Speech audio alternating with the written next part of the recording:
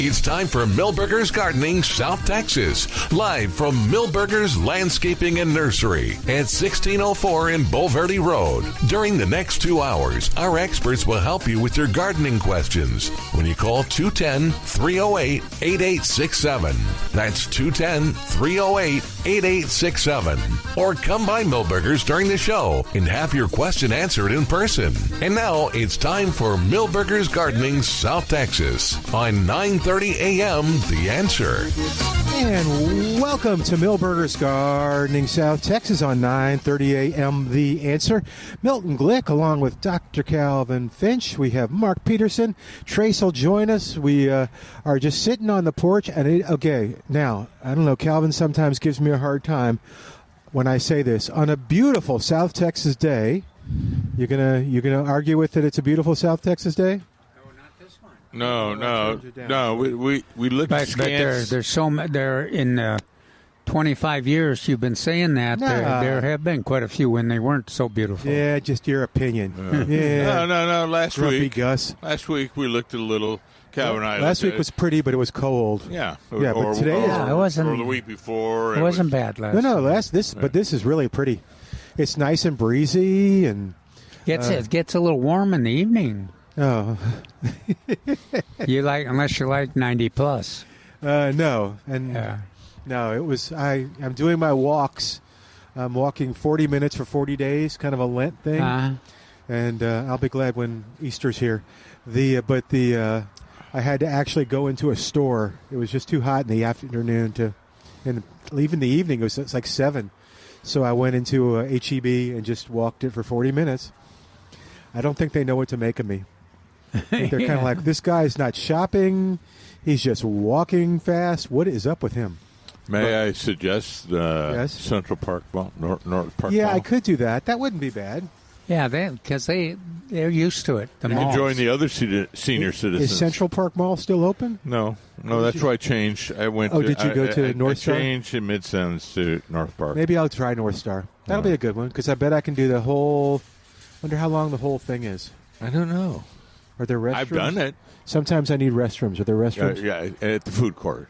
At the food court. Okay, so I can't go too far from the food court. This is not what people have tuned in to hear. 210-308. How was the show today? Well, they didn't talk about plants so much as Milton walking and going to the bathroom. It was really weird. But let's talk about plants a little bit. So we had some really good questions prior to the show. You want to start off with the blue plumbago and the with some early questions. A beautiful young lady. She had 2 beds around the trees. Mm-hmm. Now, some of you know that I discourage bed around the trees. Yeah, I'm a little. Yes, I have some problems. No, he has problems. On the microphone, he has we're problems discussing that. Yeah. So I discourage beds around trees. Sometimes often they can be detrimental to the tree, and I always sarcastically say, "Do you ever see flower beds around trees in the woods?" No. So, but she had plumbago around one, and she wanted to know if the Gara would do well on the other. And I said, aesthetically, from a site design perspective, it would be nice. However, I have to warn you that the Gara may not produce as many flowers. Yeah, they like shade. Sun, don't they? Yeah. Yeah, you were suggesting 80% less than in the shade. I was going 8% less. It didn't deter her. No. Deter her. Hi, Trace. What were you going to say, Calvin? Well, I just if this Gara is such a blooming machine. There you go. Well, yeah. But I don't know how. I've never seen it how it performs out there in the out of the sun. No, she liked pink flowers. Yeah, they are nice. So that was what caught her eye initially.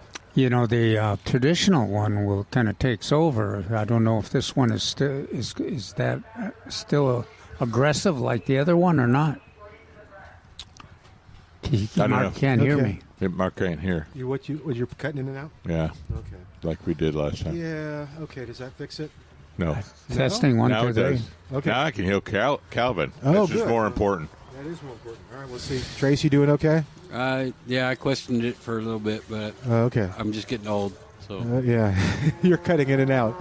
It's not the headphones. It's the. Yeah, we'll have to work on getting it's a plug thing. So, anywho, they don't care about that. And, yeah. So that was one of the questions. Mm-hmm. I'm trying to remember some of the other ones we had. So we had that one. And what was the? Was she going to go with the plumbago and the? She was the Gara. Okay. She was one of the individuals was wondering how successful he would be in transplanting a Texas mountain laurel. Oh, huh. And I told him in the old days we rarely were successful, but this one had it had been there for about 4 years, and it had not been successful with too much shade. So it wasn't a vigorous grower. Mm-hmm. I estimated that probably a 50% chance it was going to survive. In the old days, you were lucky if you had a 50%. But I think that was on the high side. Oh, yeah. Really? Yeah. And then I mentioned that we don't even consider it much anymore because we've learned how to transplant them, and they're available at the nursery at relatively inexpensive. We learned how to do I say that loosely, Milton, not we, but in the nursery industry, we learned how to actually get a decent percentage of germination from the seed. Okay. So in the old days, the seed germination, you'd plant 100 and you'd get 20. Oh, I was going to say 10. Wow, really? You were being high, generous. Nowadays, it's 99% because they do an acid dipping, and they can get a much better germination rate. Okay. I always thought of them as being pretty ornery, a Texas mountain laurel, because you had that low germination rate at the nursery, but out there in your shrub border, they were coming up everywhere. Yeah. It was fun in the bed. You're trying to plant something, flowers or something like that, and going, oh, look at this. How did this start up? But they're very difficult to transplant. A lot of work, and usually they're got tangled up roots, and they're in limited soil and lots of rock. So it's quite often not worth it. But it's hard to not have an affection for a plant that you've lived with, and grown for them. Yeah. His was only 4 years old, and it hadn't grown much. So he was going to give it a try. Okay. We had the lantana question. Oh, yeah. Yeah, which was the spreading. Yeah, she wanted low and non-spreading. And I wanted non-spreading. Yeah. So that's why I said, well, the low part is easy. I can recommend New Gold Lantana, and or the non-native white version of the spreading purple, the lavender, trailing blue. I find that kind of conservative and restrained. But she wanted non-spreading. Well, the New Gold is low, but it likes to spread. Oh wow! Low I'll say. Yeah. But I think your that lavender and that white are not very aggressive in spreading. They do a good job in making a mound. Yeah. Well, yeah, and then I asked her, "Are you full sun?" And one, to determine whether lantana would be appropriate. And she said, yeah, full sun. Well, yeah, the trailing would appreciate a little shade from the afternoon sun. We had another question, Milton, that it was like we had directed the person to ask the question to fit our needs here because we've been talking about this. They were saying, well, they wanted something that was a nectar source, but they've had so much trouble. They wanted to be able to put it in a hanging basket. Oh, that's right. Containers. They wanted hummingbirds. Yeah, and they wanted to attract the hummingbirds. But everything they tried got blasted with the afternoon sun. About 3 hours. I say, Penta is the perfect choice. Yeah. Because Penta is so strange. We describe it as a shade-loving plant, but it actually does better. At least in my experiences, it does better if it gets a sharp, 2 or 3 hours of a blast of sun every day. And once it's established, once it starts blooming, it stays blooming, pretty drought tolerant, and certainly does attract the nectar. What are you going to say? Because I had another idea. Well, I thought temporarily firecracker fern, but it's going to outgrow the basket pretty quick. Yeah. What was that? And Mark, what about you? Firecracker fern. Oh, I was going to say moss rose or portulaca. It's not enough sun. Well, not enough sun. Yeah. Okay, but it would withstand the 3 hours. Yeah, but so it's really not much of a attractor to. If it was 3 hours early morning, I think I would try blue shade. Yeah. Blue shade. Blue shade. Yeah. It's not going to take June, July, and August direct sun like middle of the day, but if it's just morning, I think that would be fine. All right. 210. I'll compete with it, or I'll compare them to the pentas. The pentas every time. Well, the Rousselia, which Trace mentioned, that's a really high attractive. The tubular flowers. I mentioned several times that was on sale here, and you get the pink, the white, and the red, or the red. Pentas are on sale. Okay. You want me to tell people what they're on sale for? Let's see. Those are regular $1.99, so they'd be 5 for $9.50. I think you're right. Hold on, I'm going to check. Sweet potato vine. I'll do this, and I'll casually read everything that's featured. Butterfly, weed, pentas. That was quick. Yep, 5 for $9.50. Great deal. Yep, and once they start blooming. That's a 4-inch pot, so you could do a lot with it. You can. And they will put up with a small container and hanging baskets, and also do pretty well in a border situation. I've had the best luck with them on both sides of the house. You know, in the morning sun, when the sun comes up, and they get that morning sun, and then they have the shade the rest of the day, or when the sun goes up over the top of the house and comes down on the west side, and they get a blast for 3 hours. Then they still prosper, and then they. Which one did better? Actually, the one in the morning sun does better.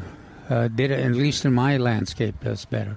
But there's other situations too. It's got the containers. The containers there have more soil in them. So they got some advantages to the and then they have a irrigation rather than hand watering, so a lot of differences. But overall, both do very well. It's continuous blooms and lots of continuous traffic from not only the hummingbirds but the bees and our butterflies. All right, how about a nymph salvia? No. Nymph? Yeah, like the red one over here. Or pink. Well, pink. It's the reseeding salvia that's very shade forgiving. Well, there was a key. Yeah, I was going to ask you about that. Most salvias, with the exception of a couple, require full sunlight. This is the exception. Yeah. Yeah. Coccinia? Yes. Yeah. But how's it doing in a hanging basket, though? A big basket, I think it'd be fine. Have to be a pretty big, yeah. But yeah, they're pretty versatile for sure, and attractive. Wow. What I like about them is that they get established in your landscape, and then they'll find all these niches and they'll come reseed back every year. Yeah. They reseed themselves, no problem. And they don't take over the landscape either, but they're very attractive.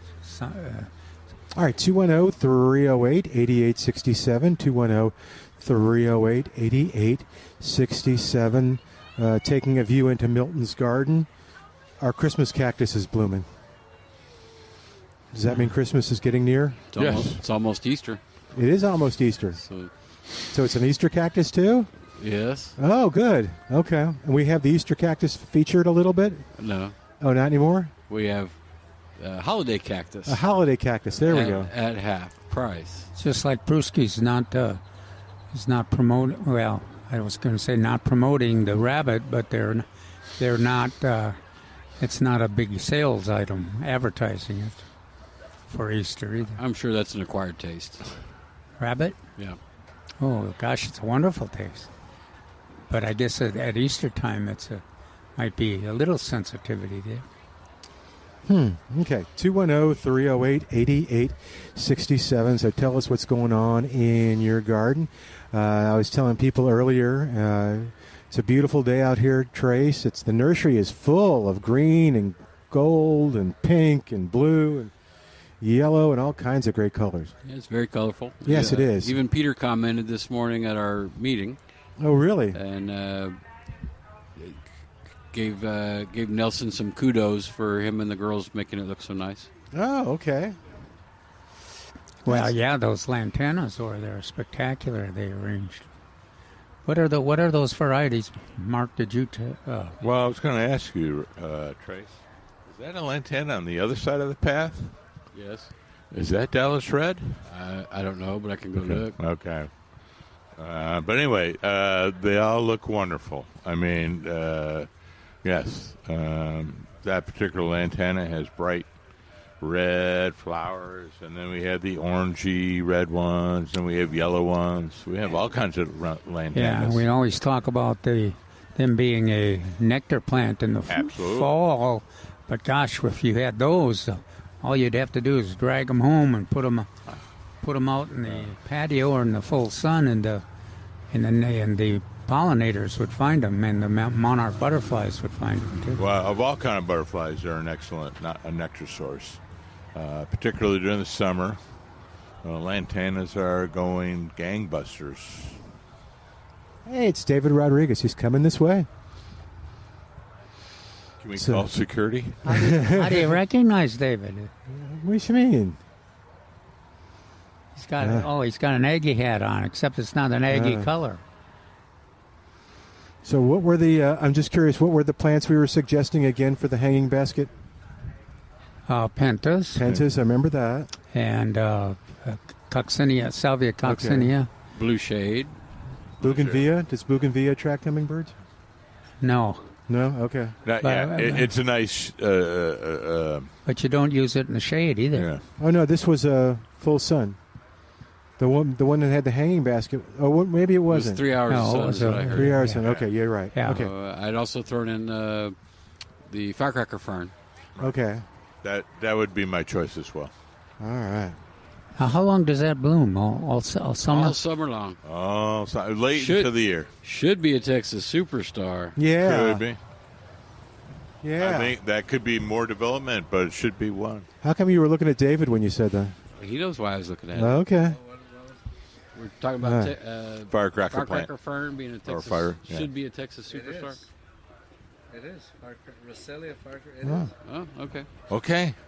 Well, David, you want to grab the mic real quick? And now tell he's us throwing the few years ago thing. No, Okay. firecracker fern Roselia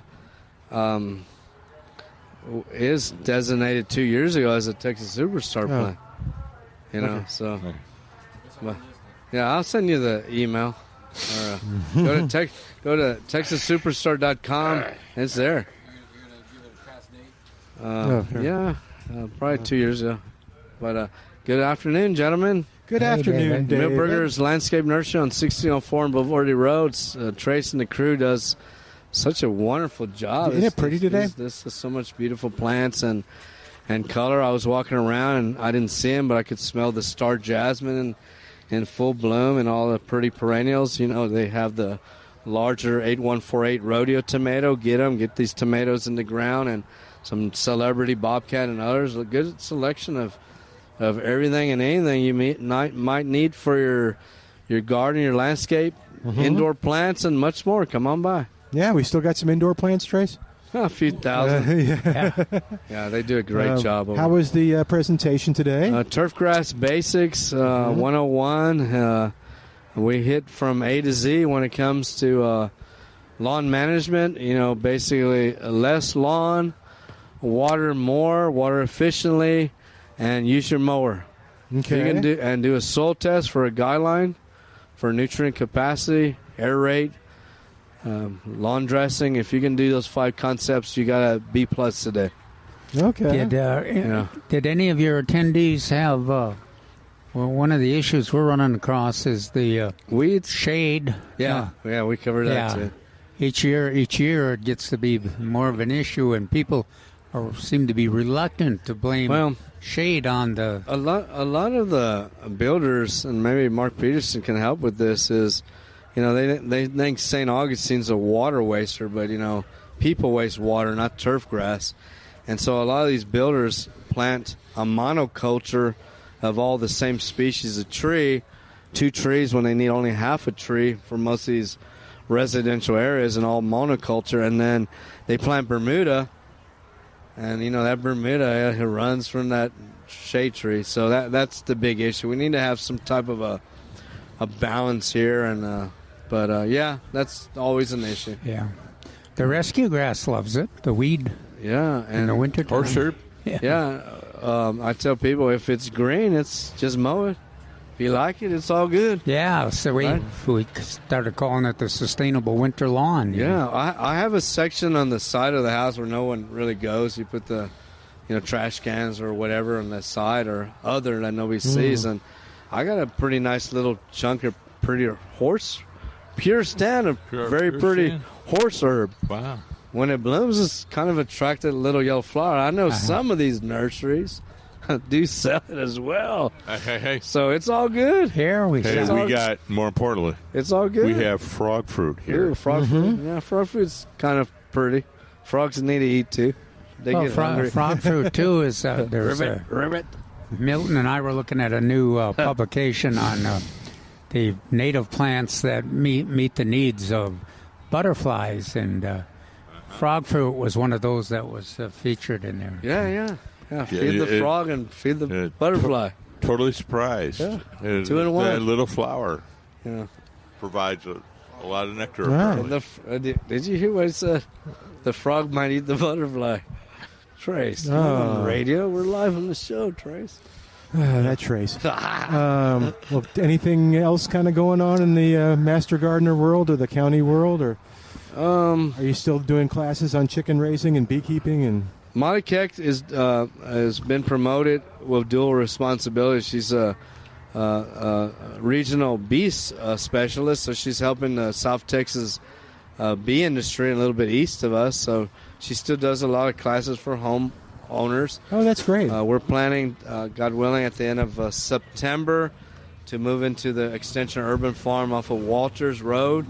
So I'm real excited about that. But, of course, it'll take a couple years or so to get us where we need to. So our goal is to have the premier educational indoor-outdoor urban farm situation to do all that and more. So we'll ask Trace for some frog fruit and horse herb and all that when we're ready to do that out there. Well, and is that east side? Yeah, off of Walters and 35. Oh, okay. Right across Fort Sam. Right there you go. That's what. Yeah, so it's on the backside of Young Men's Academy.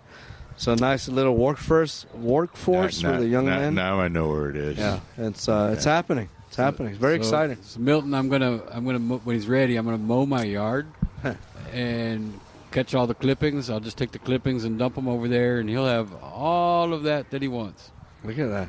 Thank you for the what a good guy. Thank you for the donation, Trace. How's the Rio Grande gold pepper thing coming? You're not gonna get any. Sorry.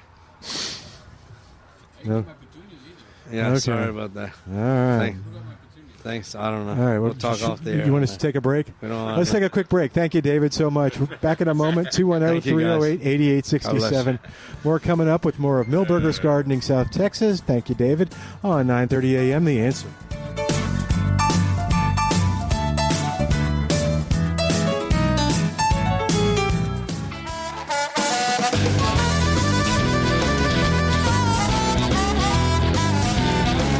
And welcome back to Milberger's Gardening South Texas. I think it was actually closer to 30. 210-308-8867. Hey, let me remind you, it's family time. David was reminding us about Easter. But whether it's Easter that you're having the family over or just you want to serve your family the best food out there, have delicious tasting food that's high quality, then you need to know about Pruski's Market. Right there in Atkins, Texas. Did you ever go get your pork chops? No, I did not. Oh, I went and got some sausage and some... yeah, I was going to do it yesterday. I got okay. busy. Yeah, and I tried something new, but I have to try it again. But, yeah, they have a pork belly. And so, hi, hang on a second. Oh, good. And so I tried to cook pork belly, but I burned it. I tried an internet recipe that was not good. So, but it tasted great. I mean, even the parts that weren't burnt. But anyway, they have pork belly, they have sausage. So electric or gas, sir? What? Your cooking facility. Gas. Oh, okay. So I put it in the oven. That was the mistake. Oh. You know, he has a history of burning things up. And yes, and that's what happened. I don't know anything about that. That's what happened to the I just know the landscape issues. But there's lots of issues. But yeah, if you want great tasting beef or poultry, sausage, outstanding sausage, you can get the pork belly. And that was the fun thing when I was asking him about it. I must have had 3 or 4 people helping me. I mean, do you know how difficult that is to find nowadays? That all these people were helping me and giving me guidance. They didn't tell me how to cook it, but they did help me find it and showed it to me and all that good stuff. So whatever you're looking for delicious food, it's Pruski's Market on Highway 87 in Atkins, Texas. You'll enjoy it. You'll love the service. You'll love everything about it right there. You can go to Pruski'sMeatMarket.com to learn more. That's Pruski'sMeatMarket.com. All right, 210-308-8867. Are you going today, you said, or you already went? I can't remember. You said you... No, I was going to go yesterday. That's right. And I ran out of time. Okay, get some... But just remind everybody that Edmund did say he had lamb for Easter, that's right. but call ahead. Yeah, call ahead. All right, you're going to get some... I might get some lamb. You get some pork belly? No, I will not get pork belly. Oh, okay. They're only good for the commodities market. Okay.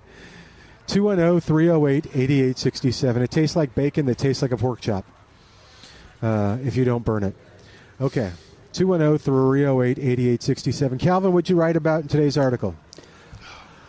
I wrote about, let's see, I think what's blooming? Yeah. What's blooming? Cemetery iris and larkspur and pomegranate and the other thing that started out the article with was rain lilies. You know, we had some rain. Yeah, we did, Mm-hmm. and they we had rain responded. lilies. Yeah, and it surprised me. We had last time we had rain, we had several listeners that said, "Oh gosh, these darn white flowers, these weedy flowers, are marring their lawn." And it took us a while to figure out that they were talking about rain lilies, because it's hard to imagine that anybody would not like rain lilies. They're beautiful, and they don't stay long and don't mess up the lawn. But rain lilies were part of it that started the article. And then the other thing was the cemetery iris, and irises in general. They're great. A lot of the surprised me a little bit. The colorful iris, the large iris, the bearded and everything, some of those are blooming too. I'm trying to get a big patch of cemetery iris. That would be nice to grow. A lot of gardeners do have that. It's got kind of sentimental value in addition to being attractive and being tough and drought tolerant. And the deer do not eat it. So that's one. And then there's a blue version. What is that called? Is that blue flag or? But a lot of us kind of link it with the white cemetery iris. Now, these are not the bearded iris. These are another species. Yeah, that's right. The cemetery iris is a separate species, and in fact, that blue one is identified as a separate species as well. But they're tough. This is another one of those, just like our lawns we were talking about, that as the shade trees matured, the cemetery iris were quite often planted, of course, in cemeteries and homesteads, and then 30 years, 50 years from after they were planted, they were finding them. Relatives are finding them in these old homesteads and retrieving them, saving them, pulling them into a full sun. They live in the shade, but they don't bloom much. But if you if you start them in sun, get them shady, back in like sun. And where do you get bulbs, I guess, or plants for cemetery iris? Rhizomes? Well, you quite often get them from the old plantings. Okay. But a lot of our plant exchanges into garden clubs and master gardeners and all those folks. Milton, don't run into somebody's yard and just start digging a few up and then run back out. Yeah. You think that's a poor idea? I think that's a very poor idea. You probably can't run very fast either. No, I can't. You have to be smaller and wiry, like Cox and Grant. Okay. Well, but it's amazing, too. Just to say, I'm just saying. I understood. If folks, like when I give a presentation at a garden club or something and talk about the cemetery iris, it's surprising how many individuals are aware of them and looking for places to transplant them, because they get, that's the characteristic of an iris is that they get thick and you got to kind of separate them. And the neat thing is you don't have to plant them very deep, and they're not fussy in the soil. In fact, if you remember, I mentioned that planting guide I saw on Facebook. Mm-hmm. Guess which was the shallowest thing? You put them basically right on top of the soil. Oh, really? Yeah. Okay. They're not fussy. Then another one that I mentioned in the article, the larkspur. And I think I know in my neighborhood, the usual dominance by the larkspur is not occurring this year. There's a few every place, but hopefully we get some rain and they'll come back. Now, let me go look at the weather forecast. Is there anything to be encouraged about? Oh, no, there's no rain forecast now. But it was, as I mentioned, I went to Fredericksburg on Monday, and it was pretty poor wildflowers. There were a few spots near Comfort, of all places, that had some excellent roadside flowers.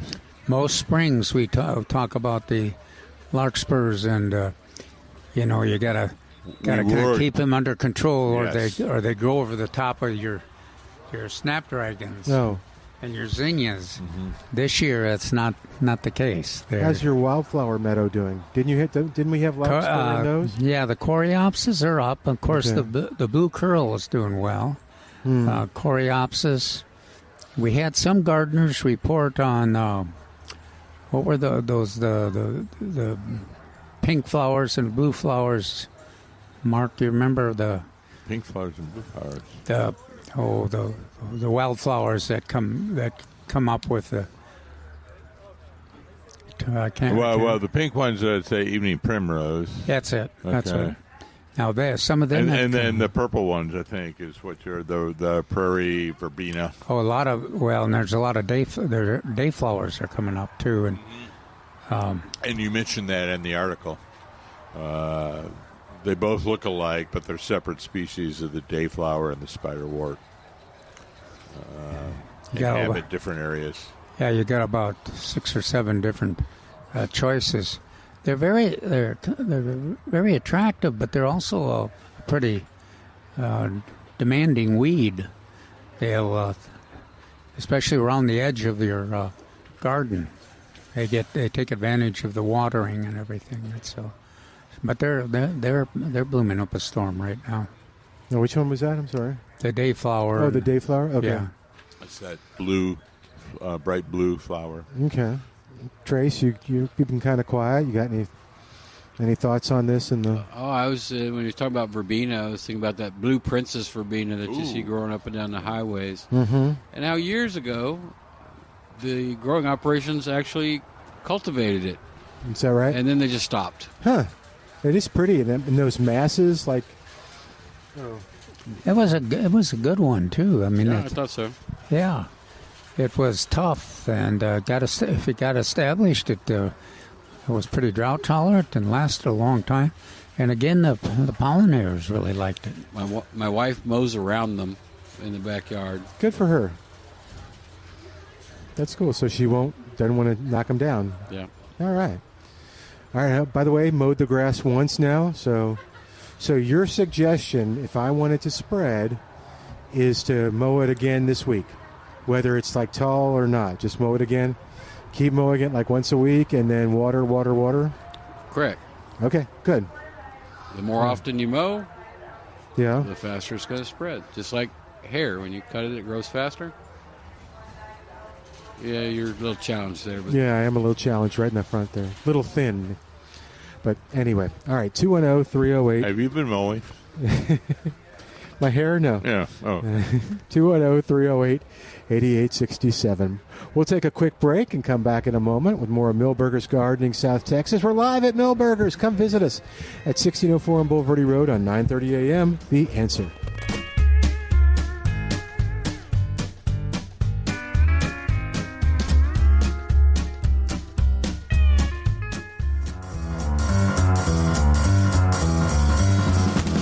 Welcome back to Milberger's Gardening, South Texas on 9:30 a.m. The Answer.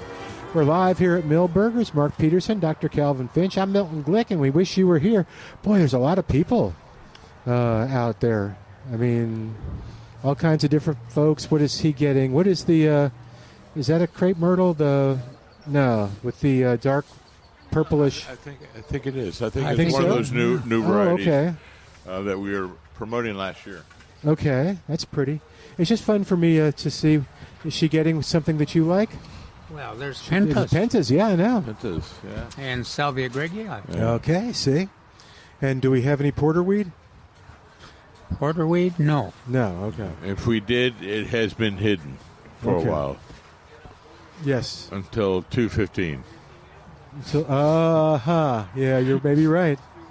What happens at 2:15? Yeah, the leave. show's over. Everybody's gone. Oh. You sneak down there. You grab all the porterweed and go.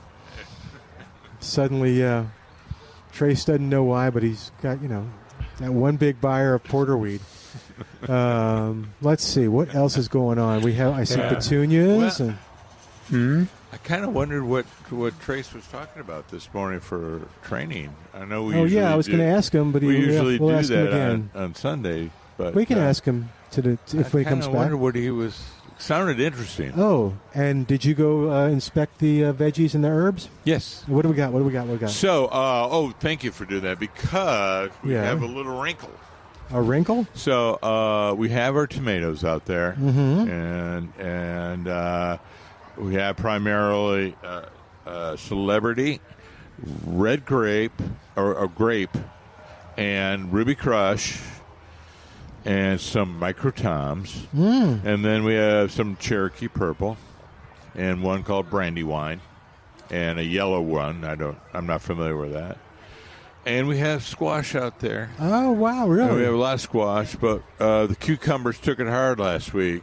They got caught in the kind of cool temperatures and the breezy temperatures, so we're kind of limited on cucumbers. However, the wrinkle is... No, what's the wrinkle? Trace bought a bunch of tomatoes in number one. Okay, yeah, the number cans. one pots. Yeah, Mm-hmm. so they're here. Trying to find out what variety they were. Well, we know at least a couple of the varieties that we've. Were they? Did you see some? I just went during the break and I was trying to find it, but I couldn't. 8418. Is that what they were? 8148. So that is the rodeo. Yeah, Mm-hmm. that's the rodeos are then in the number one cans. That's right. Okay. Okay. And then also bobcats, which are related to one of the other varieties that was a rodeo tomato. I walked early this morning when I'm supposed to do that. I walked right past him until this last break. And Calvin was trying to tell me that, and I wasn't listening. I should listen to my elders, right? Yes. Anyway, There's one other variety. I can't think of what. Well, again, you went through them more closely than See, I. that's the reason that a younger person like you can remember. Yeah, but then we're zipping through. We have more energy, just zipping through it. But they look good. Yeah, and that's the point. Is hey, these are going to be the last tomatoes that Trey has ordered. Yep. Unless he can find them in cans, number one cans like this. But that kind of implies, hey, let's get them into the ground. It's running late. Yeah. Talk about the squash a little bit. What kind of squash did you see? So we have straight neck and crook neck squash, the basic squash. We don't have in the tomatillo. Or what's the one? Tatuma. We don't have any of that. Yeah, I looked. But we have several different varieties of the squash, and then we have many varieties of pepper. All right, so it is pepper. We're Pepper Central. We are Pepper Central. That's cool. Yeah. What were some fun ones out there? We have all kinds from the California Wonder, which is the bell, to. Do we still have some Aladdin? Yeah, we have Aladdin. That's one I wasn't familiar with, but I had to look it up.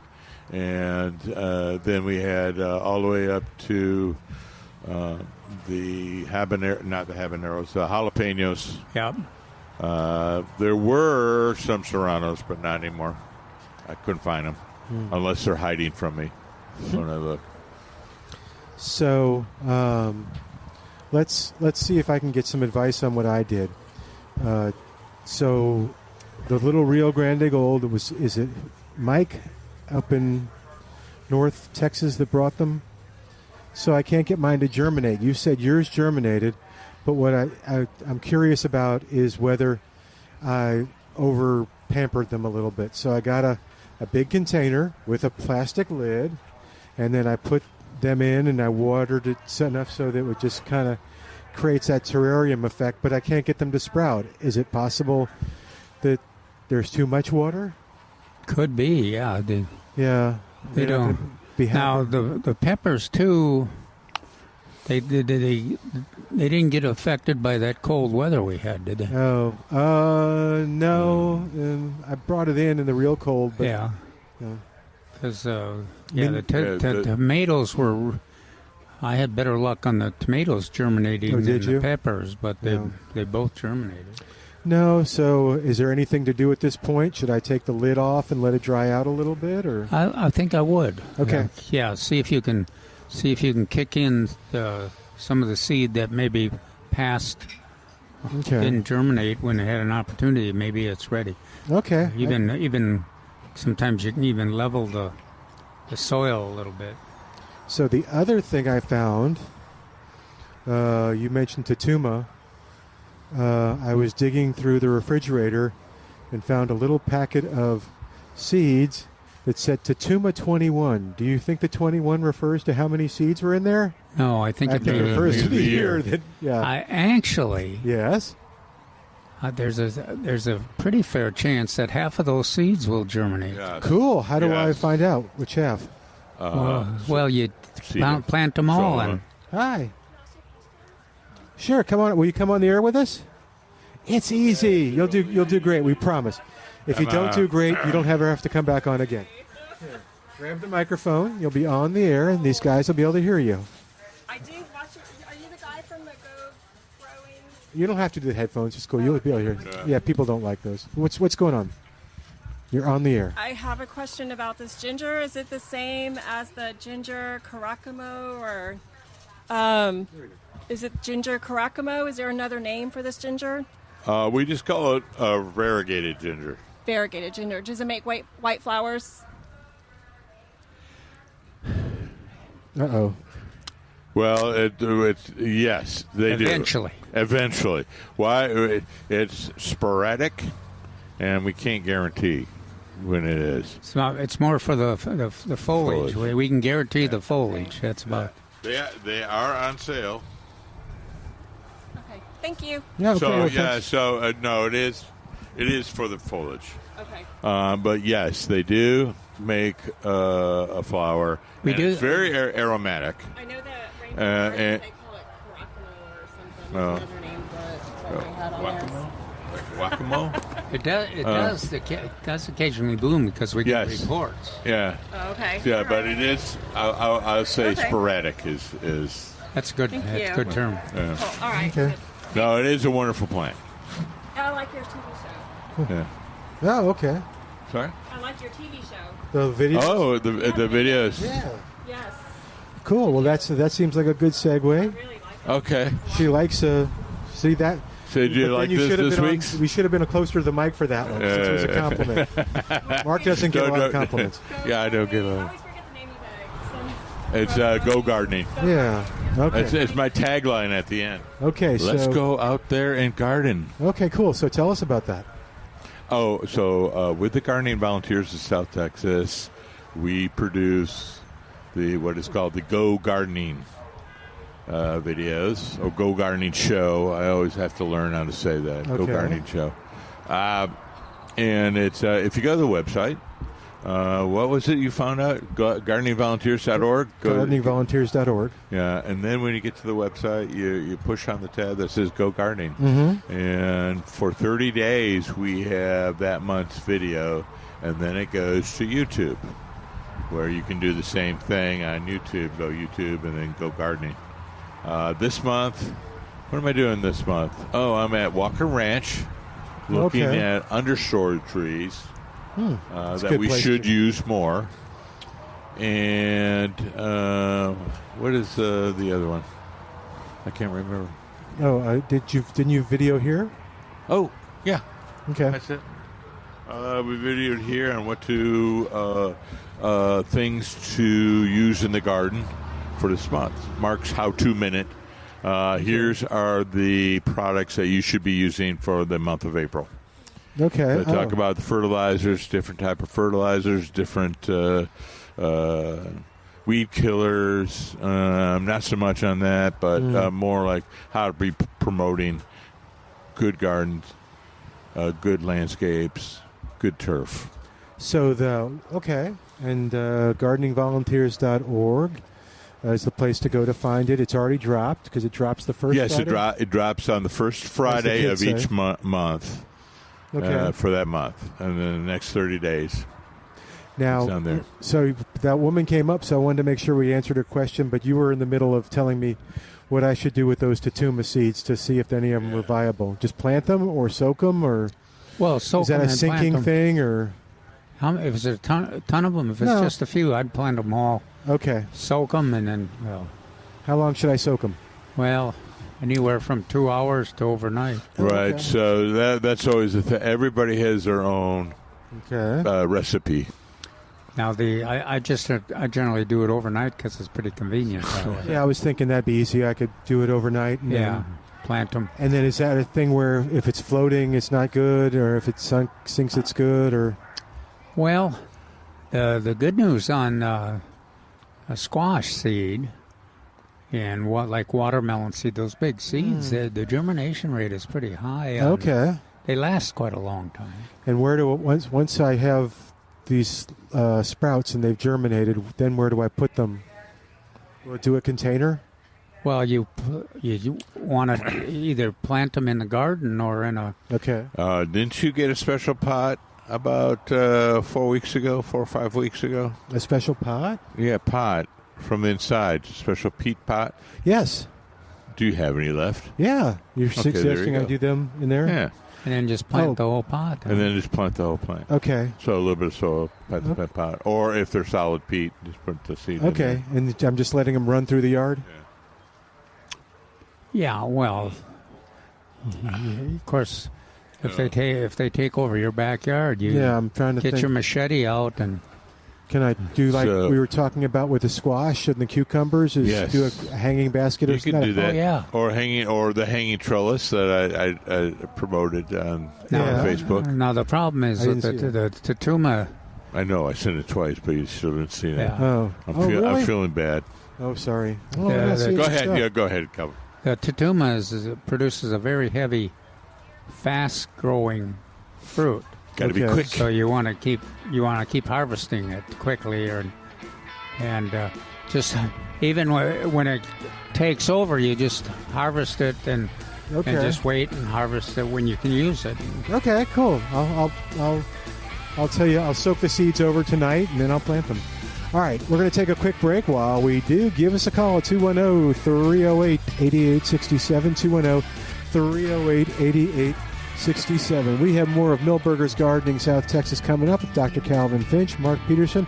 I'm Milton Glueck, and we're back right after this on 9:30 a.m. The Answer.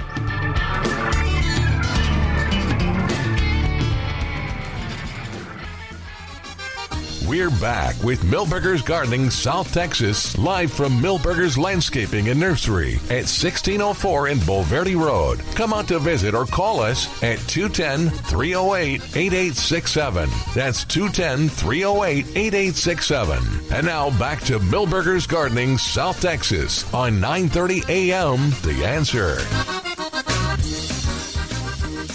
And welcome back to Milberger's Gardening South Texas on 9:30 a.m. The Answer. 210-308-8867. Since we mentioned it, I'll tell you that, the variegated ginger is on sale, 2 for $50. And what size pot is that, you think? Oh, that was like maybe a number 2. Okay. It looks bigger than a number 1. That's why I'm like, yeah. Number 2, number 3, although it looked a little small for a number 3. Anyway. Yeah, but 210-308-8867. The variegated gingers are on sale. That's the most important part. Yep. All right, 210-308-8867 with your gardening question. We want to hear from you. 210-308-8867. What else is going on in the garden, gentlemen? Well, I was just going to finish up on the squash. The Native American solution was to plant what is now called promiscuous. They called it the Three Sisters. Oh, yeah. So they planted their corn and beans intermingled. Mm-hmm. And then when the corn was slightly taller, they would plant squash so that the squash could grow on the corn. Climb up the corn? Or just... Oh. So what does that teach me? That I can... Well, the beans are usually nitrogen fixating, so added fertilizer, and then the squash was just supporting the corn by the corn. Okay. So the leaves shaded all the ground underneath, and so less moisture was lost than just open face to the sun. Okay. Open soil to the sun. But I can't grow ears of corn in my yard, can I? I know. But... can I? You can grow if you have a big enough yard. Oh, okay. Sweet corn? Yeah. Oh, yeah. Okay. Well, you want to... We used to plant clumps of it, even if we... we'd... 4 by 8 pieces. Yeah. And it worked pretty well. We would make sure the aspect was correct so that the corn was not shading the rest of the garden. So I got you. Okay. On the proper side. Is corn easy to grow, hard to grow? Easy. It's easy. It says you want an early corn. Okay. Because it could get hot and dry. When do I try to do it? Well, you want to plant it right now. No. Too late? Yeah, you do it in March. Okay. Maybe next year. But yeah, all the other stuff that I'm doing. Well, actually, if you got seed, it wouldn't hurt to try it now even. Oh, okay. What is it? It's Can I get seed at their seed rack? Oh, yeah, you're going to get seed at the seed rack. Not a problem. Okay. Like I said, I would have done it last month along with my green beans. So I did the bush beans. They're coming up, aren't they? Whew, man, they come up within 5 days. They're already coming up. Bush beans make you look like you're a gardening genius. Mm-hmm. You just put them in I do the little terrarium thing for them too. Boom. It's like, holy cow, am I a good gardener? Yeah, they're easy to grow for sure. But yeah, and then I have the zucchini and the cucumber and... How's your cucumbers doing? Seem to be doing well. Yeah. That's good. Yeah. The transplants we had here took it a little hard last week. Oh. They did. Yeah. Because of the... Wind, yeah. Yeah, they're all flattened. Okay. They're all going to recover, Milton. It's just Yeah. going to take a little time, a little cleaning. But we'll have some more soon. Good. But on a lighter note, They're in therapy right Uh-oh. now. Yeah. Oh, Greg's going to help me. And we had a customer ask about them. I said, they'll be back. They're recovering. Greg's going to help me and tell me what I've done wrong. He's our North Texas could be Greg. a long list. It could be a long list. Hey, Greg, how you doing, man? Good. How are you guys doing today? We're doing great. What have I done wrong?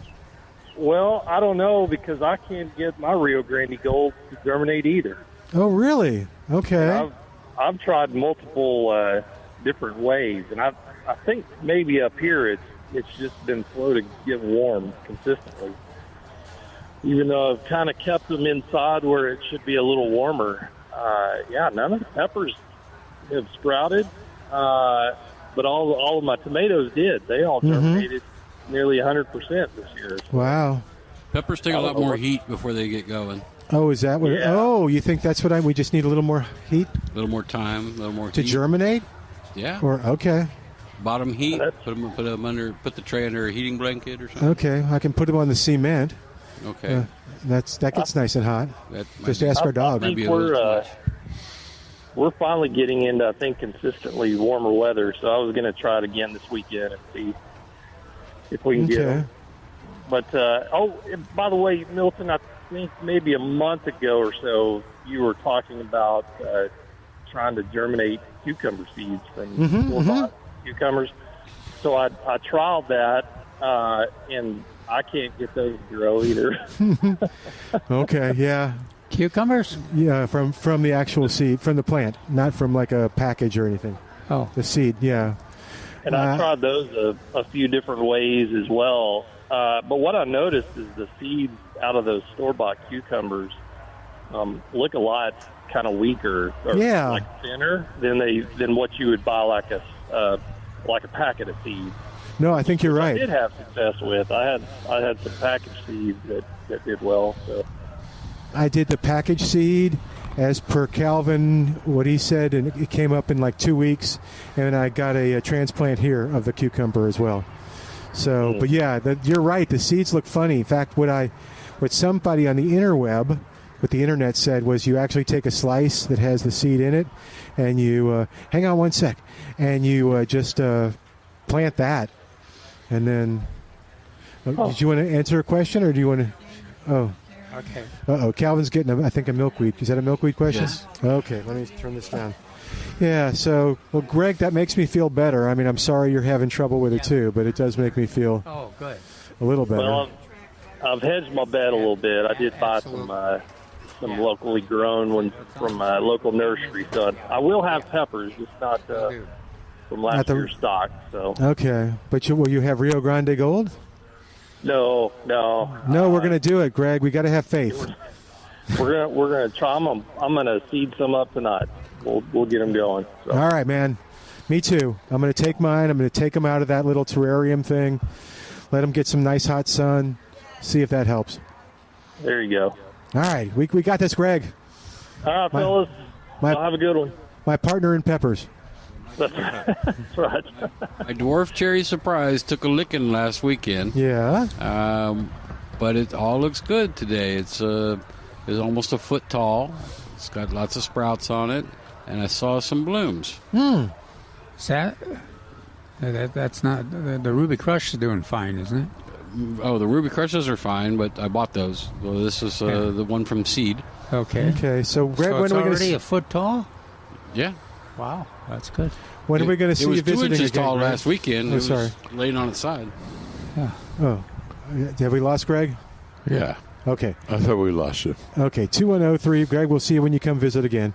210-308-8867. 210-308-8867. Thank you, Greg, for the... I mean, again, it's a sad story, but at least it makes me feel as though, it's not just me. And I am going to follow your advice. Take the top off, let it dry, let it get some heat from Trace and suggestion and see what happens. But anyway, okay, 210-308-8867. Mark wanted to know what you talked about today at the training. Anything good that we can talk about? We talked about weed killers. Okay. Oh. So, weed-free zone, which is my favorite. It's too late for. So So we're already getting above the temperatures that it's effective. Do you remember what temperatures it's effective, Milton? I want to say like 50 something or 40, upper 40s through about 72 or 70. 40 to 85. Oh, to 85, okay. And so it even says on the label, don't use it after spring green up. Well, spring green up's happening. Okay. So the weather is not conducive to that product anymore, which takes us to the ortho version that has a 60 to 90 degree window, but we're about to break that ceiling here too. So they definitely got to watch the weather. But we spent a little more time on Roundup type products, so non-selective herbicides. Which ones actually still are glyphosate? Okay. So like for Provista, you can't say Roundup anymore. You got to go to glyphosate. So I showed them which ones were just glyphosate. Okay. I showed them which ones had longer lasting because they had other salts in them, which spoils the soil for a while. We talked about grasses in flower beds. So we talked about Grass Be Gone and Vantage. And we also talked about Over the Top, which is the grass herbicide that's approved for vegetable gardens. And I'm sure one more. Oh, nutgrass. We talked about nutgrass. And, everybody always talks about Image. And I reminded them Image is not a product. Image is a brand name. Right. So just because it says Image on it doesn't mean it's the right product for the customer. So we talked about the one for nutsedge. So as we get hotter, that's okay. And it will work for some of the other broadleaf stuff as well, including crabgrass. Then we talked about the Image that's just for Bermuda. Oh. To get rid of Bermuda? No. To protect, to get rid of that stuff. Although there is a product to get rid of Bermuda. It would be called atrazine. Oh, okay. You don't want that, no. I don't want that? Well, it has some deleterious effect on adjacent non-target species. Oh, okay. Man, that sounds horrible. I know it. I meant it that way. It's a broadleaf herbicide that can be sprayed over wide blade grasses, but narrow blade grasses don't like it. Gotcha. Okay. So that was about it. We went through a lot of herbicides. I hope they retained it.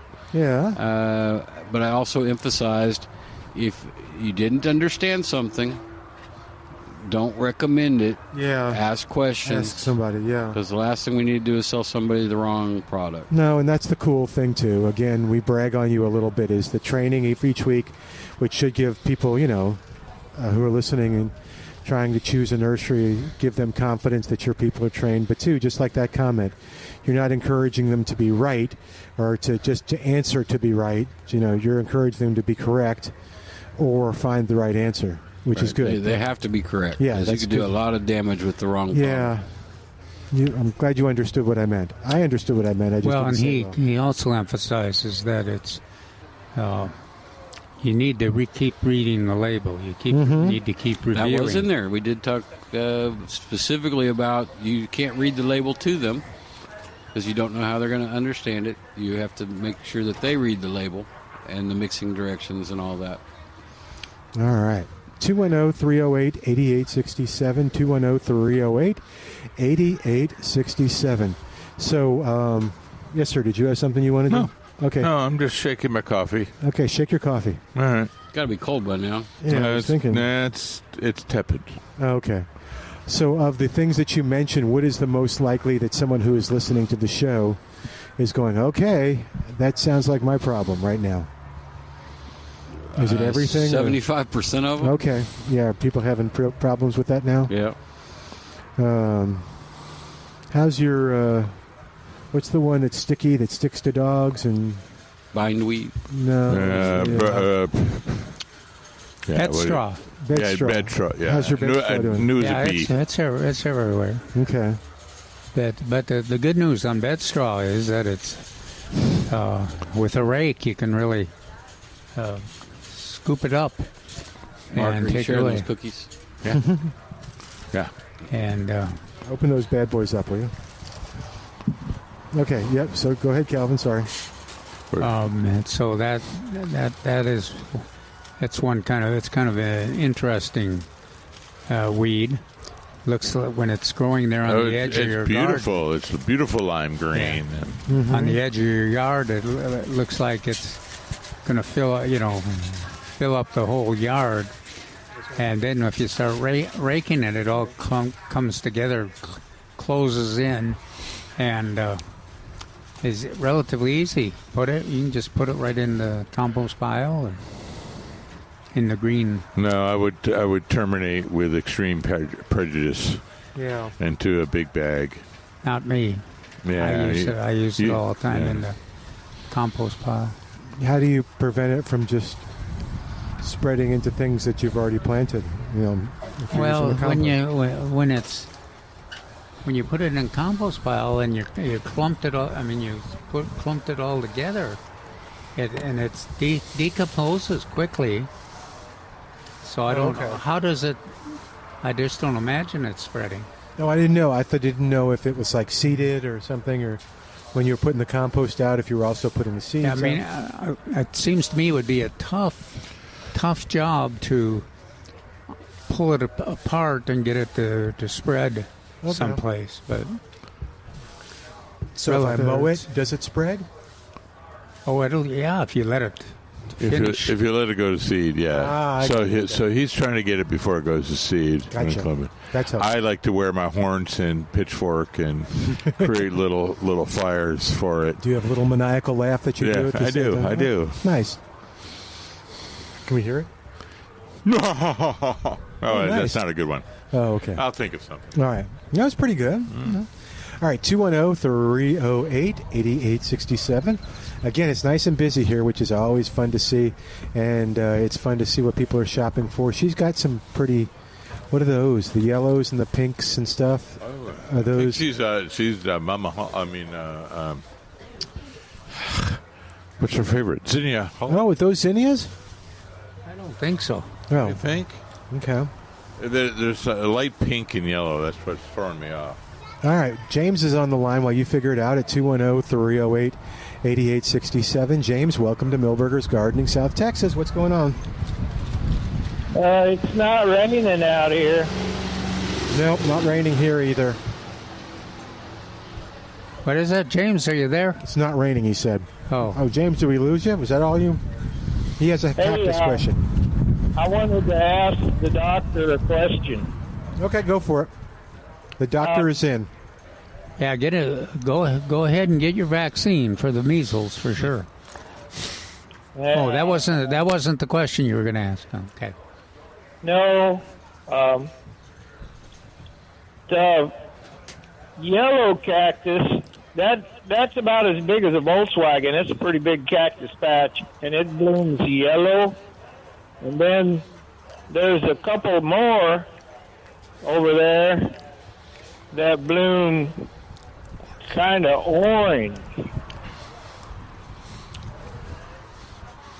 Yeah, I just called it. I'm mouthing orange before you told me, and yeah, that's it. That is the two main colors in South Texas for cactus. For that cactus.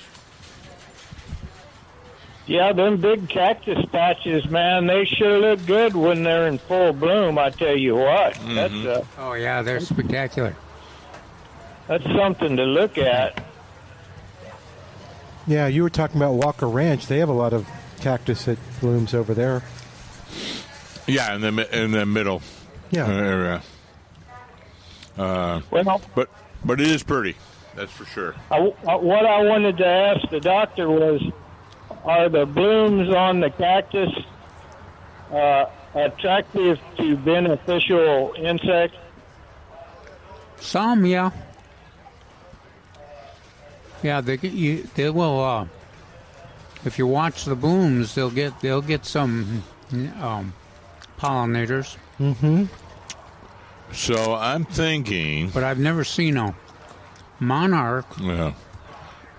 Or a hummingbird on them. I'm thinking that if you watch, it probably native bees, solitary bees, or some kind of social bee that not the European honeybee, just thinking, when I would watch them. So there would be some bees, but maybe not the honeybees. Well, they're not really cranked up yet. There's only 2 or 3 that are blooming. But when they get cranked up, they're really covered. So I'll go out there and look and see if I can see those bees you're talking about. Yeah, I was going to say, well, see what is on them and then see if I'm right, if I remember correctly. I don't mind being proven wrong. No, he enjoys it. Yeah, every week I get proven wrong. So. There's probably some write-ups, too, on it. I was trying. I don't have got lots of books on publications, but I don't have one that covers cactus real well. But our those folks in our audience, the gardeners in our audience too, if anybody has a lot of experiences and has seen which of the pollinators land on the cactus, that'd be interesting. Give us a call and let us know, and we can pass it on to James. We're starting to get some little small tomatoes on the celebrity plants in the hoop house, little tiny ones. So that's usually about the time the cactus starts blooming. So yeah. I was just making that observation, and I was wondering about the different pollinators because, man, there's lots of flowers on them big cactus patches. Yeah, I was trying to think of. There's a lot of birds that hang around. I guess mostly like the cactus wren and those that nest in that nest in those. But yeah, they're an interesting plant. Now, if you're in South Africa, James, are you in South Africa right now? They are not. I made it to Germany and France when I was in the Army, but I never got to Africa. Okay. Yeah, it is an invasive plant. Really has taken over some of the areas there. Yeah, they're very unhappy with them. It's banned in Australia and South Africa and a few other countries.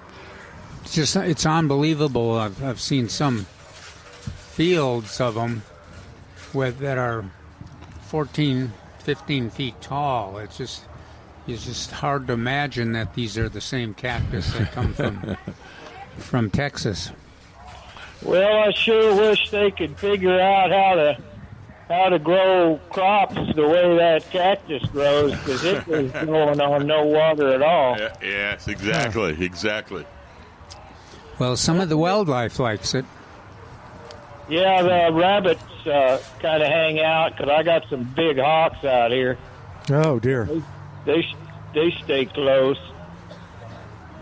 All right, sounds good. Thank you, sir. Thanks, James. Good talking to you. Later, Gator.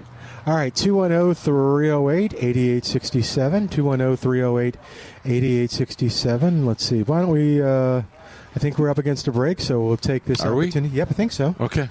All right. So, I trust you. Thank you. Back in a moment with more of Milberger's Gardening South Texas on 9:30 a.m. The Answer.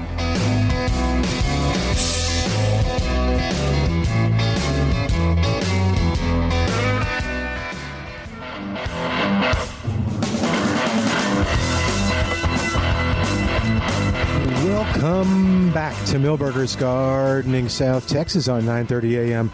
The Answer, 210-308-8867, 210-308-8867, the number to call to be a part of the show.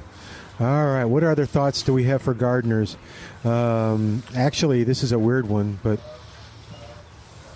pace yourself because while it's not really hot right now, it'll be hot this afternoon and later, and for sure. Let's see what the weather is saying, by the way. We're looking at mid-80s, mid to upper 80s for the rest of the week. Okay. I think that's what it said. Let's see. Hold on. That's this afternoon, high near 91. 65 in the morning. Huh? Tomorrow, high near 93. Oh, okay. I was wrong. And then Sunday night, it's going to get gusty. I think mostly clear. Gusts as high as 25 miles an hour Sunday night. Yeah, that was windy there for a while. Yeah, it's a fire weather alert. Right. So anyway, pace yourself. Yeah. Siestas are there for a reason. Okay. What else? Watering. Oh. Watering. We're still in stage 3.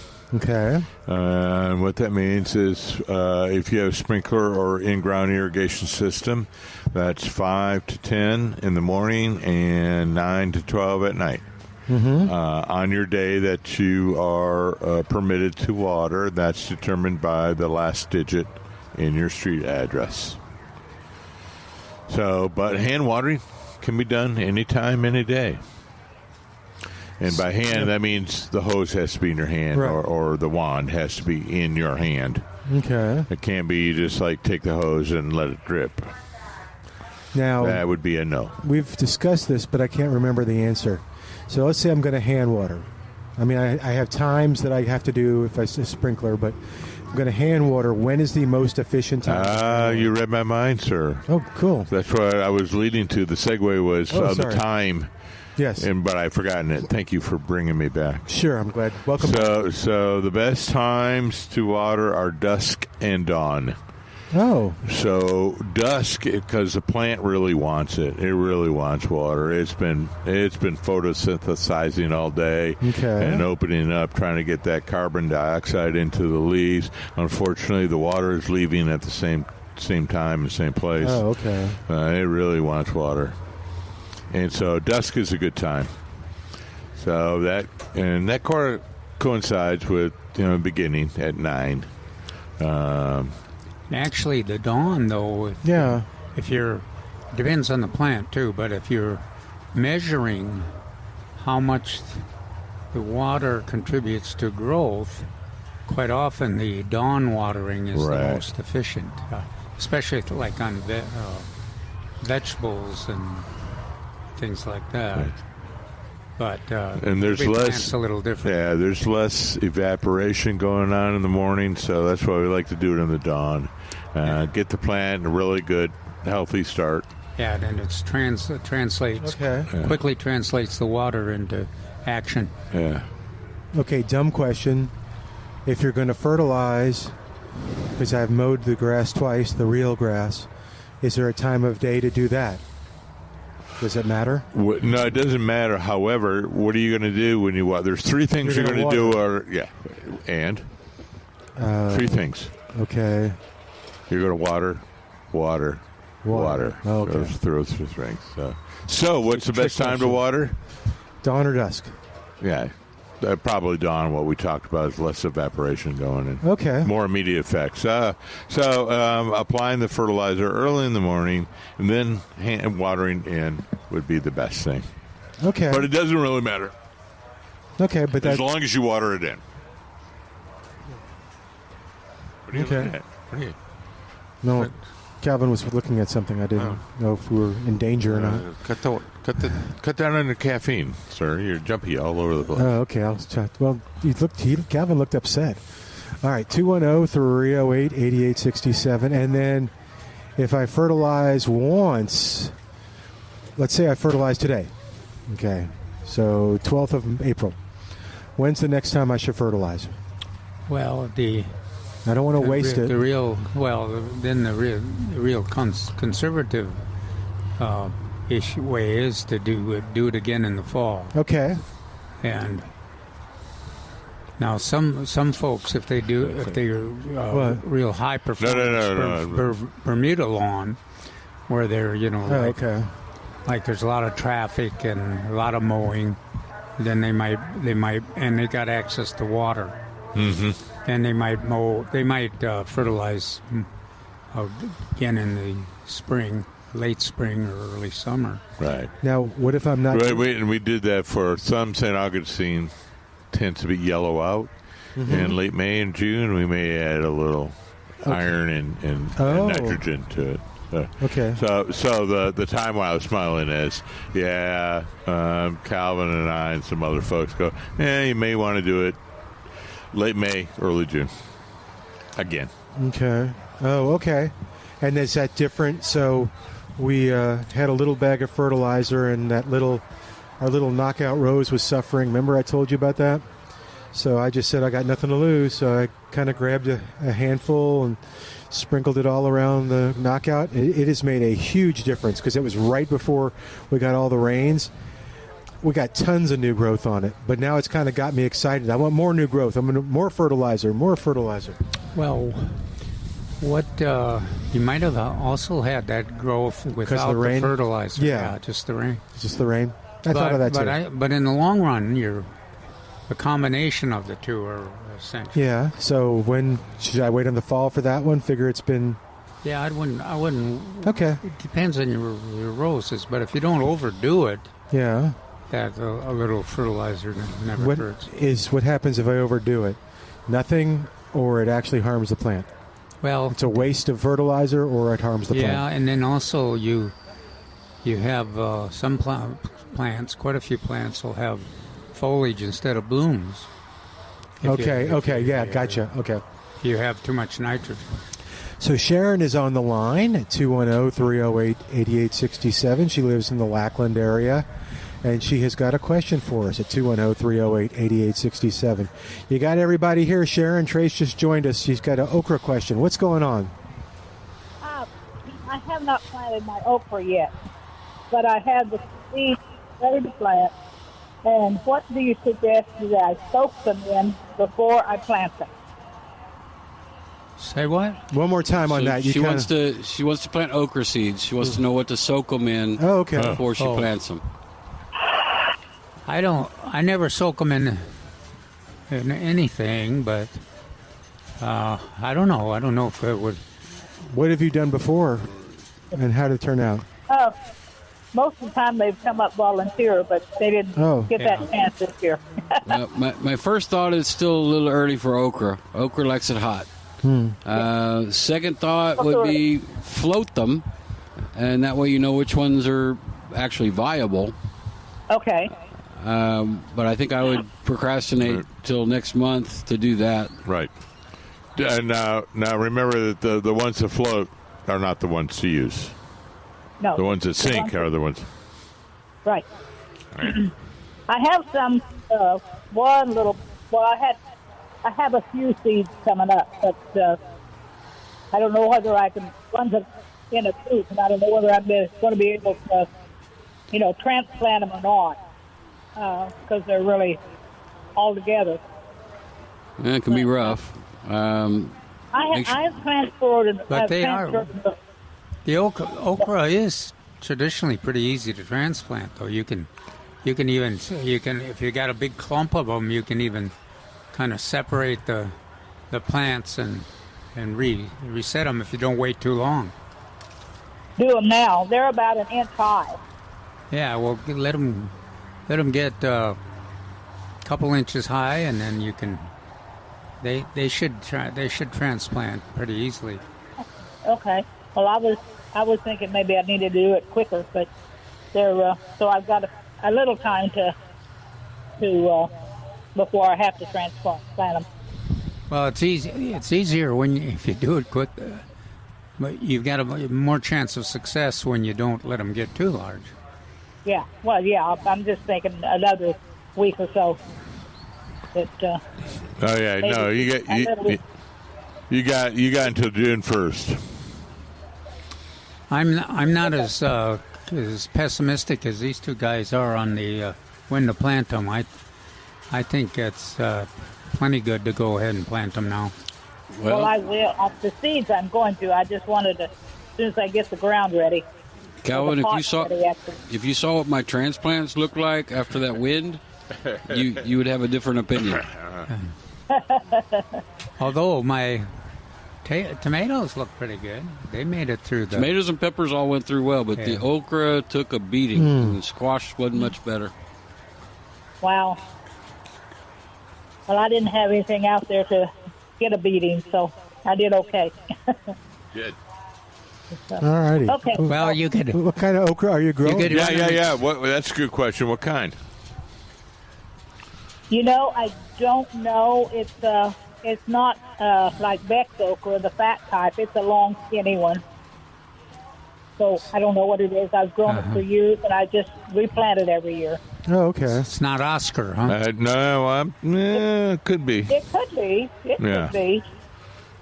Well, I don't run know. an I got experiment for us and go ahead and plant some of it now and then wait after May and plant some and see if you have any difference in performance. Okay. I can do that because I've got some boxes that won't be ready for right away. Sounds I good. grow them All right. in boxes. Cool. Well, thanks. Thank you for calling. Okay, thank you. Yeah. Okay, we're going to take a quick break. While we do, give us a call, 210-308-8867. Hey, Lulu's back in town. All right, 210-308-8867. More after this on 9:30 a.m. The Answer.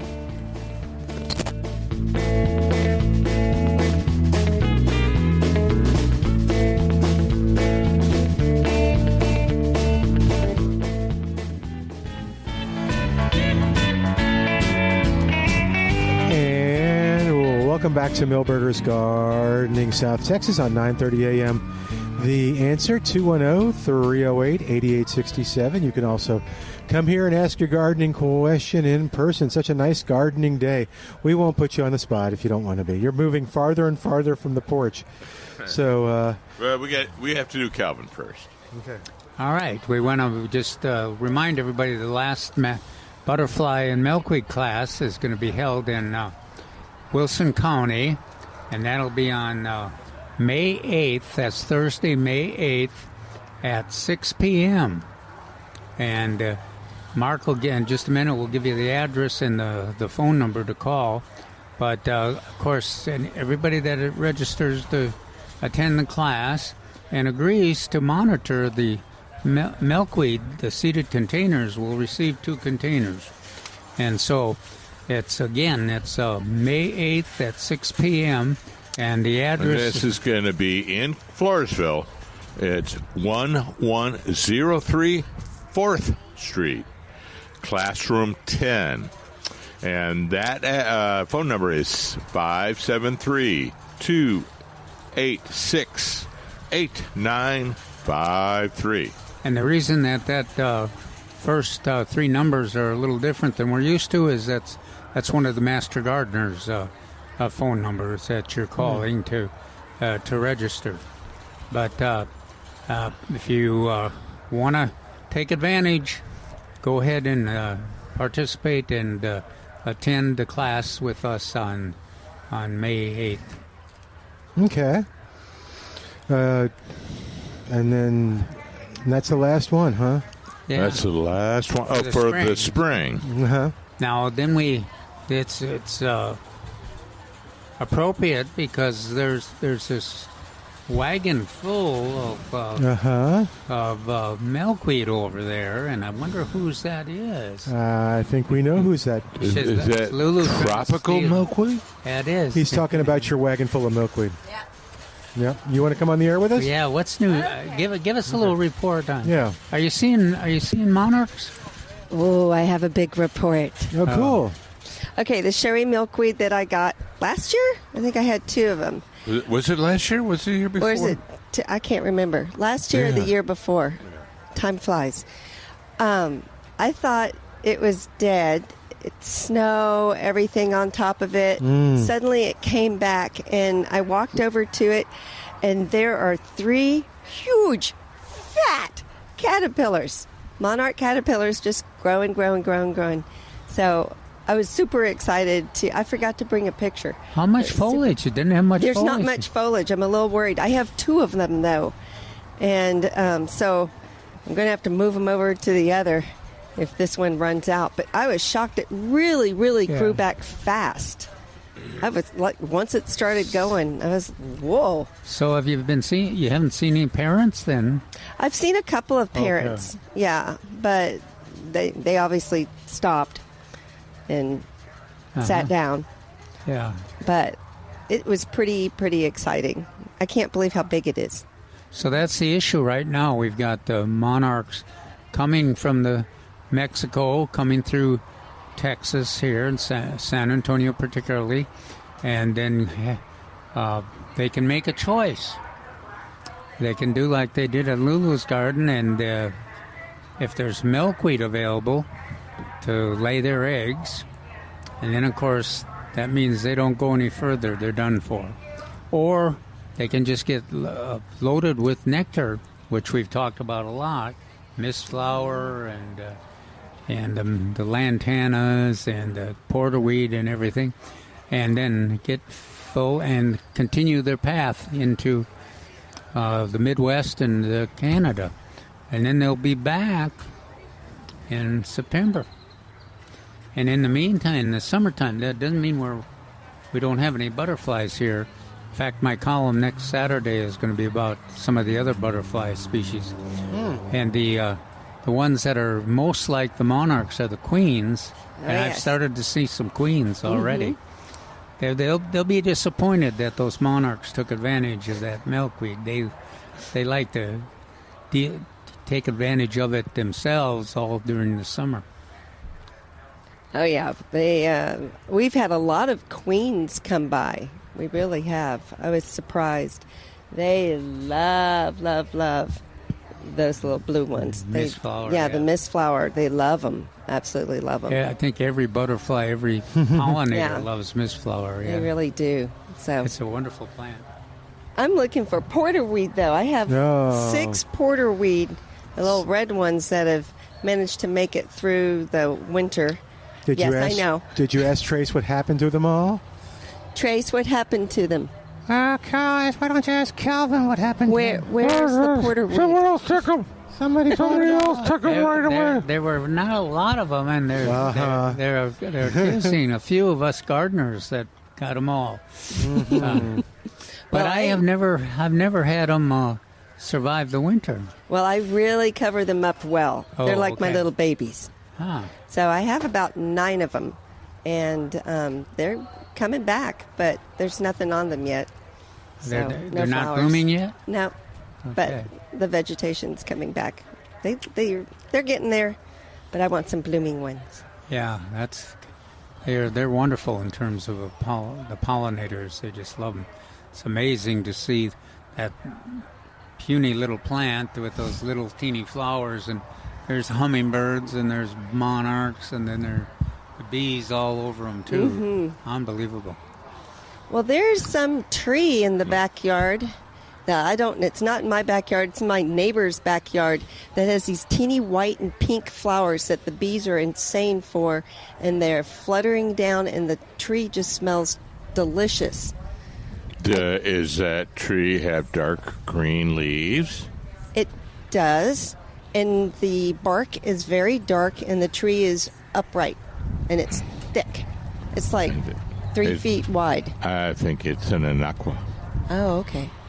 So anaquas have this light whitish and then pinkish center or parts of it, and it smells wonderful. Yeah, it really does. What's it? It's blooming already? Yes, it is. It's got yellow blooms. Yeah, the one next to my house is already bloomed and already done blooming. Frankly, wow.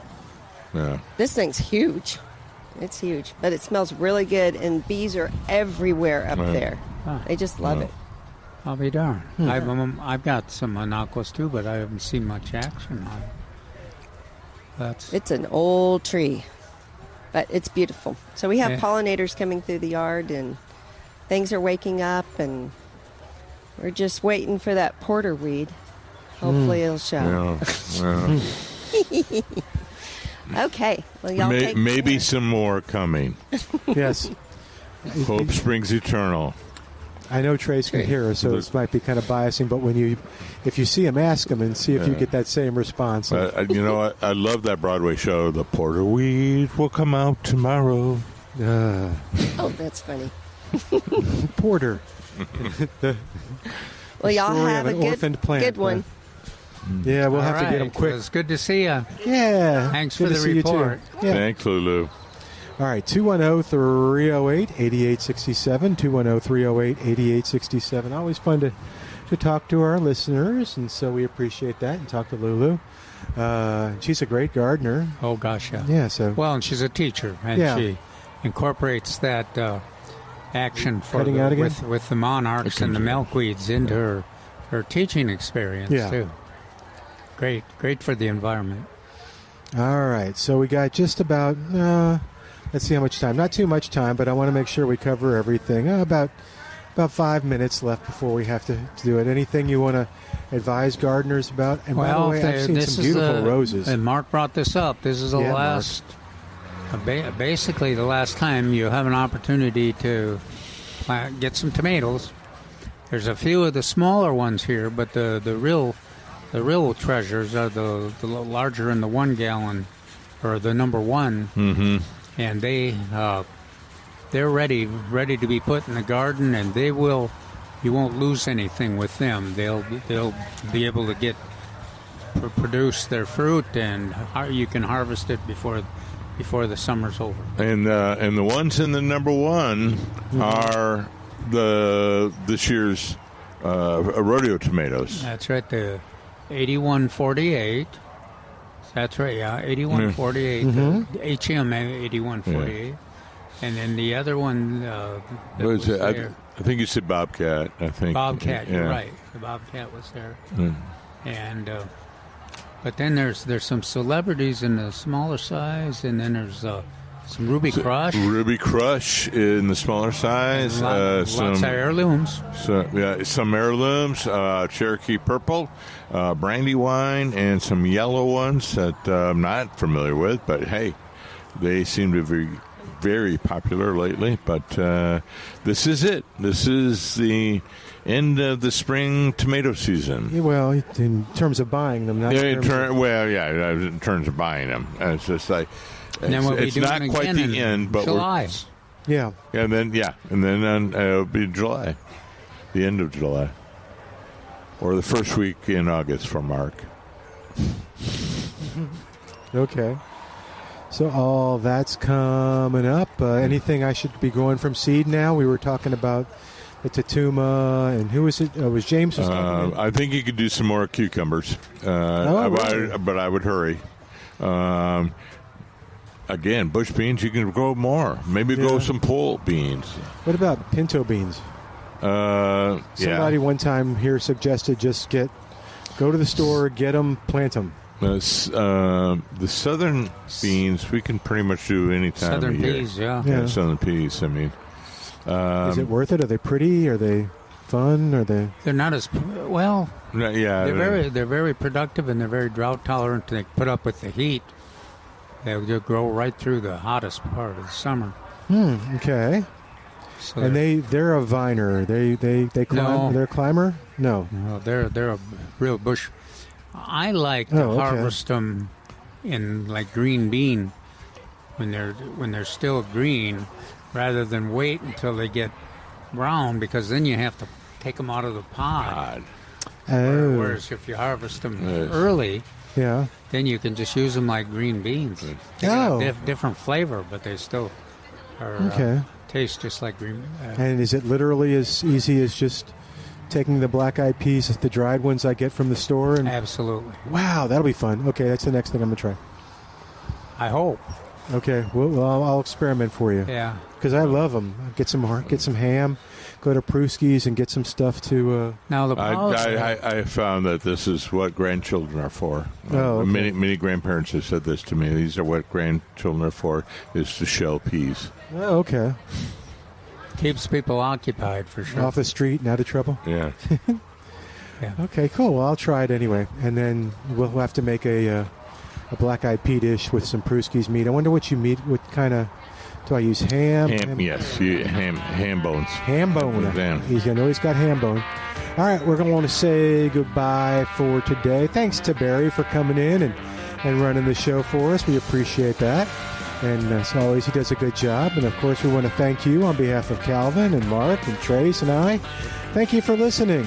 So, you know what? We're going to be back here tomorrow. We're at Milberger's Landscaping and Nursery, 1604 on Boulevardy Road. You come by and visit with us. It's going to be another pretty day. We want to see you out here. Back in 22 hours on 9:30 a.m. The Answer.